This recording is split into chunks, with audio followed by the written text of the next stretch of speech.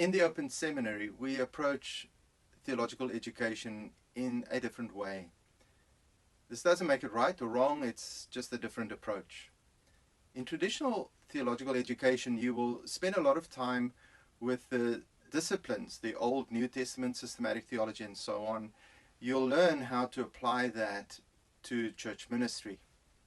We inverted that process and we started to think about the various practices of the local church. Now, there are many that one could identify, but in church history, there's at least 5.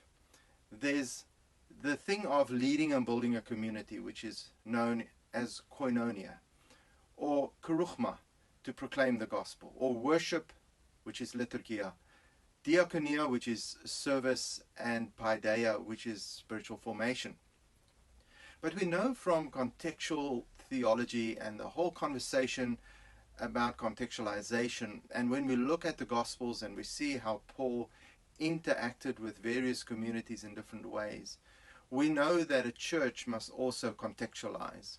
And so that too is a practice, and we call that theologia. Now, we see these practices as lenses.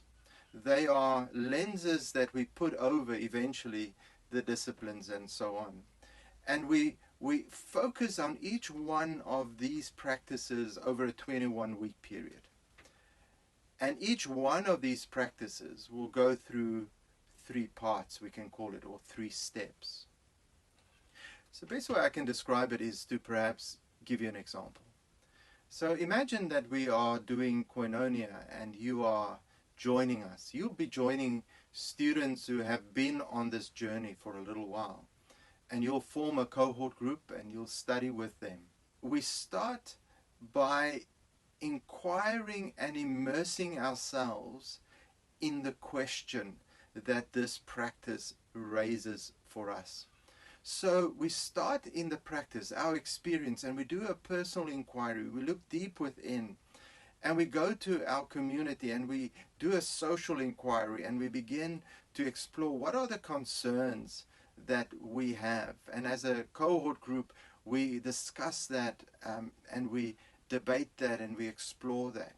In this first phase, we are already joining online with one another. When we have come to some point where we feel like we understand the question, we then move to the traditional answers and we go to those traditions that I spoke about earlier.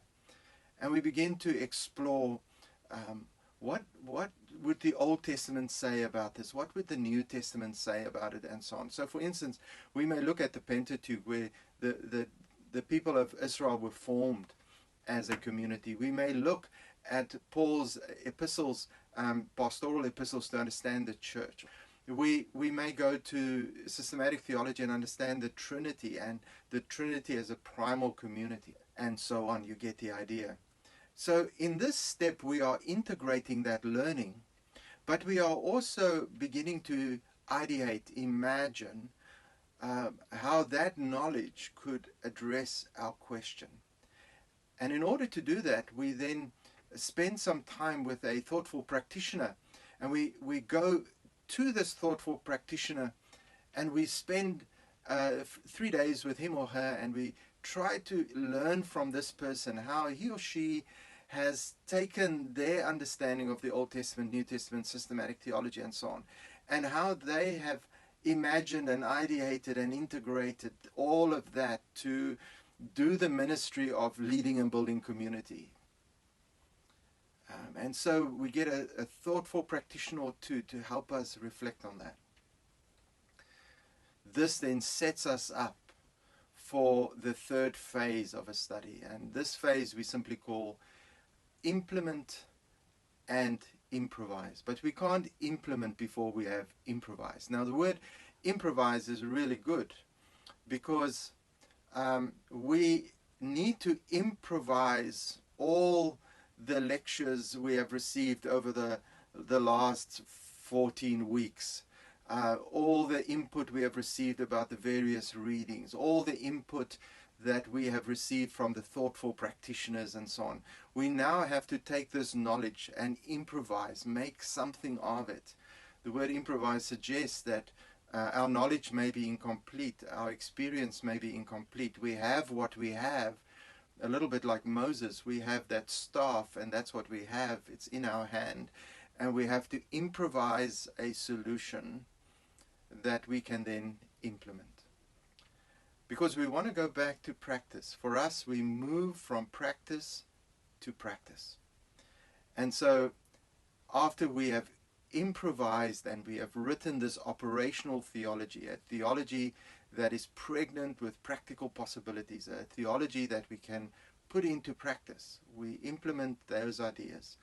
And let's say we came up with a conclusion that we needed to welcome our neighbor, or we needed to spend time with strangers, or whatever we came up with as part of our operational theology. We go prototype that, we go and experiment with that, and we move from theory to practice again, and we go from there again into a new phase of reflection.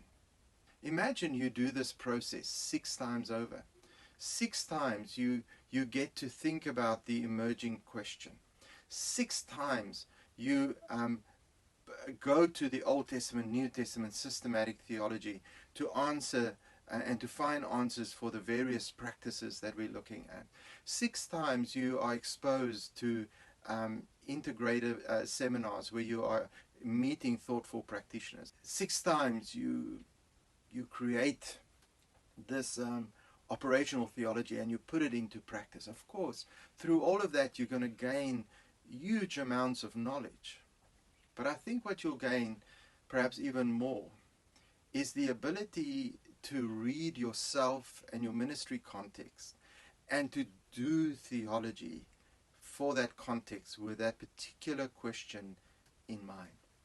I have been doing this for many years now. We started in 1999, and I have seen how this has impacted churches and individuals on 4 different continents.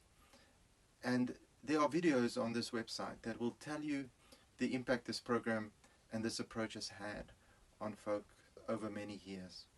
I hope that this inspires you to do theology, and if you are so inclined and you feel this is right for you, that you will join us.